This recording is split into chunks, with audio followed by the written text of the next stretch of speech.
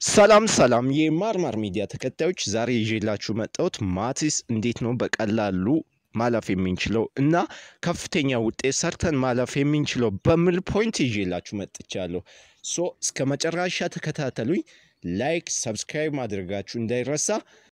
የሁለት ተማሪ ኤግዛምፕል ብንመለከት አንደኛ ሎረቶ ማለት ሴት ናት። ያው መጀመሪያው ውድቅ ነበር ከ135 ሰረች እና ከዛ ውጤቷን አሻሽላ 78% ሰረች። እንዴት አድርጋ ያን እንዳመጣች እንመለከት። ሎረቶ ማለት መጀመሪያ ስኩዌርን ከ35 ከመቶ አምጥተ ወደቀች። then she thought she was bad at maths ለማትስ በጣም በማትስ ላይ ባድ ነበረች። በጣም ውጤቷ የወረደ ነበር ማለት ነው። then ምንድነው አደረገችው? ያለፉትን ጥያቄዎች ያለፉት አመታት ያለፉት ጥያቄ ላይ ትኩረት አደረገች ማለት ነው። ጥያቄ ላይ ትኩረት ያደረገች ምንድነው የምታደርገው? ሌላኛው ፎርሙላዎችን መጻፍ ጀመረች ማለት ነው በኖት መልክ። ያን ፎርሙላ በሆነ ኖት የጻፈችውን ዴይሊ ለማስታወስ ለሷ በሚቀርቡ ነገር ላይ ትጽፋለች ማለት ነው። then ምን ፈተና ሲገባ ደግሞ ምን አደረገች? በሚከብደው ጥያቄዎች ላይ ታይሟን ዌስት ማድረግ አቆመች።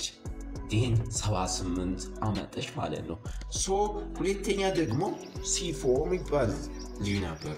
እሱም ምን አይነት ሜተድ ነው የተጠቀመው? ፈተናን ውጤቱን ከፍ ለማድረግ ጥያቄ ላይ ትኩረት አደረገ። ጥያቄዎች ላይ ትኩረት አድርጎ ምን አደረገ? ፈተና ነገ ነው ሲባል ማታ 8 ሰዓት ተኛ ማለት ነው። 8 ሰዓት ያ 8 ሰዓት መተኛት የሁሉ ቀን ተግባር መሆን የለበትም። ፈተና ነገ ሆኖ ብቻ ነው 8 እና 7 ሰዓት መተኛት ያለባችሁ ማለት ነው። C4 ራሱ መጀመሪያ 40% ነበር። ከ40% ወደ 68% ከፍ አደረገ ማለት ነው። አብዛኞቻችሁ ኮሜንት ላይም በግል ኢንቦክስም በጠየቃችሁ መሰረት ማትስ እንዴት ነው በቀላሉ መስራት የምንችለው በሚል ይዤላችሁ መጥቻለሁ።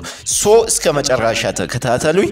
በቀላሉ አሁን ዛሬ የምናወራው እንዴት ነው ፈተና ላይ ስንገባ ማትስ ጥሩ ውጤት አምጥተን ጥሩ ፓስ ሰርተን ምናልፈው በሚል ርዕስ ይዤላችሁ መጥቻለሁ። አንደኛ from my experience ነግራችኋለሁ። ሁለተኛ ደግሞ ሳይንሳዊ ጥናት መሰረት ብዙ ቦታ ጠይቄ ምናምን በተመለሰልኝ መሰረት ለናንተ ያቀርባለሁ ማለት ነው። from my experience ቢኖስት እኔ አሁን 4ኛ ዓመት ሜዲሲን ተማሪ ነኝ። እኔ ይዤላችሁ መጣሁት ማትስ እንዴት እናንብብ ምናምን በሚለው አይደለም።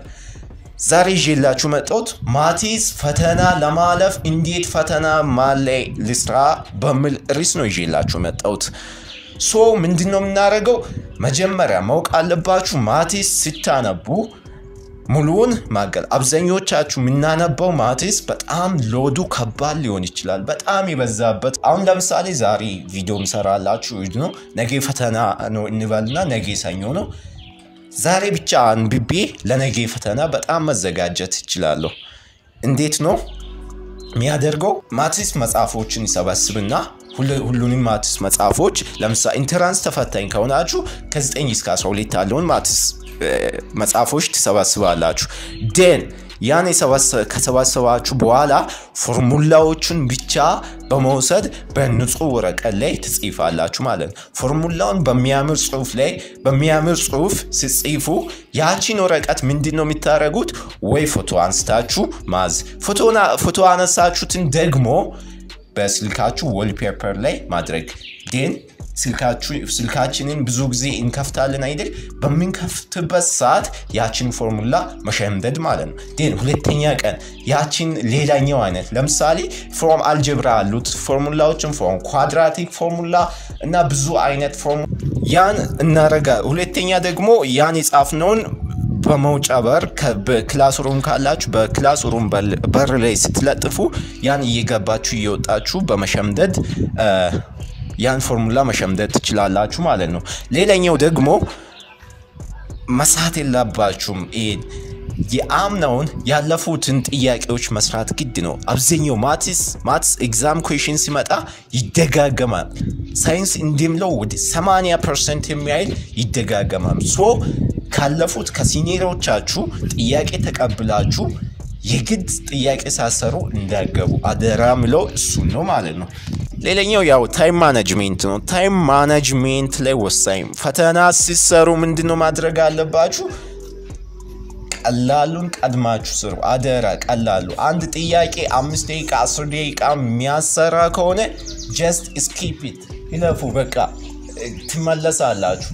ከዛ ያን አልፋችሁ ተመልሳችሁ ያቀላሎቹን አንዳንድ ደቂቃ ምናምን ትንሽ ደቂቃ የሚወስደውን ከሰራችሁ በኋላ ያን ከባዱን ተመልሳችሁ መስራት ትችላላችሁ ማለት ነው። ሶ እሱ ላይ ጥንቃቄ ነገ ፈተና ሆኖ ነገ ፈተና ማወቅ አለባችሁ። ነገ ፈተና ሆኖ አዲስ ቶፒክ ምንም ያላነበባችሁ ገና አዲስ ሆኜ ያነባለሁ የምትሉ በጣም ከሰራችሁ ማለት ነው። በጣም ከሰራችሁ። ሶ ያወቃችሁትን ብቻ ፈተና ነገ ሆኖ ዛሬ አዲስ ቶፒክ አታንብቡ በቃ ያን ማወቅ አለባችሁ። ሌላኛው ደግሞ ምንሲተው ነገር ምንድነው? ፈተና ነገ ሆኖ ማታ ሚኒመም 7 ሰዓት መተኛት ግዴታ።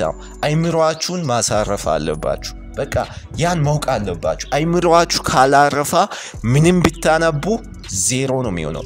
በጣም ማለይ አይምሮአችሁ አይችልም ኦቨርሎድ ይሆናል ማለት ነው። ሶ ሚኒመም 7 ሰዓት ነገ ፈተና ሆኖ ሚኒመም 7 ሰዓት የግድ መተኛት አለባችሁ።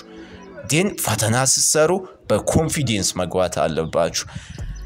እና ሌላኛው አማራጭ ምንድነው? ገስ ማድረግ። ፈተና ሲሰሩ ባዶ እንዳትመልሱ። እንዴትም በምንም ሁኔታ ገስ አርጋችሁ መመለስ አለባችሁ ማለት ነው። ደን በዋናነት ማስወገድ ያለባችሁ ነገር ምንድነው? ፈተና ሲገቡ ቴንሽን ማጥፋት አለባችሁ። ከና ማለት ነው ከና ቴንሽን ማጥፋት አለባችሁ።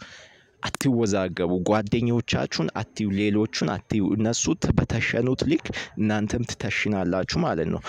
ቪዲዮን ከወደዳችሁ ላይክ ማድረጋችሁ እንዳይረሳ። ተሻገር ነኝ ከሜዲሲን ስኩል። ታንክ ዩ።